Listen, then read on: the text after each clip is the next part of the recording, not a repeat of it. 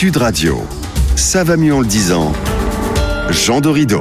Bonjour Jean. Bonjour Laurence. Alors Jean, ce matin vous nous parlez de l'éducation des enfants. Eh bien oui Laurence, en effet, l'éducation de nos bambins est un sujet qui passionne les psychologues depuis toujours, et notamment l'éducation parentale. La question majeure que se posent les chercheurs et les professionnels est la suivante: comment assurer à l'enfant les meilleures conditions pour son développement affectif, cognitif et social? Ce sont d'ailleurs les mêmes questions que se posent les parents qui se retrouvent parfois bien démunis. Alors, la question, bien sûr, est extrêmement vaste. Nous pouvons toutefois rappeler 3 principes simples et efficaces pour garder le cap sur une parentalité satisfaisante. Et quels sont ces principes ?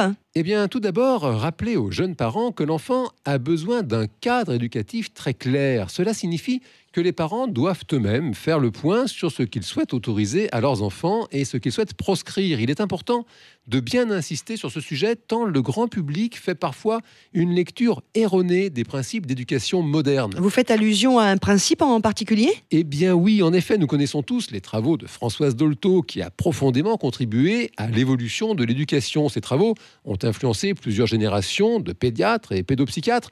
Une des propositions majeures de Dolto est que l'enfant est une personne à part entière qui mérite d'être prise en compte et qui est en mesure de comprendre bien plus qu'on ne l'imagine. Cette perspective très juste amène certains parents à tomber dans le piège qui consiste à croire qu'un enfant devrait être traité comme un adulte. Or, c'est une erreur et elle peut engendrer des problèmes.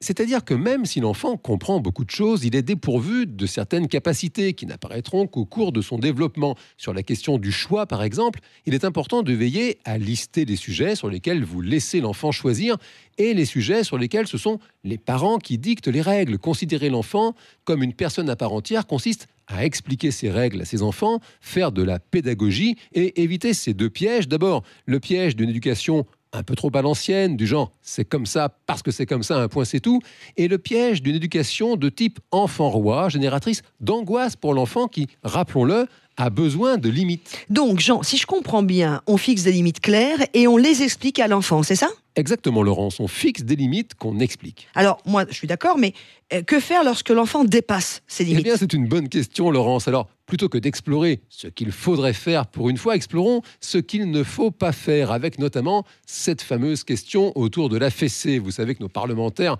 sont précisément en train de débattre en ce moment même sur ce sujet.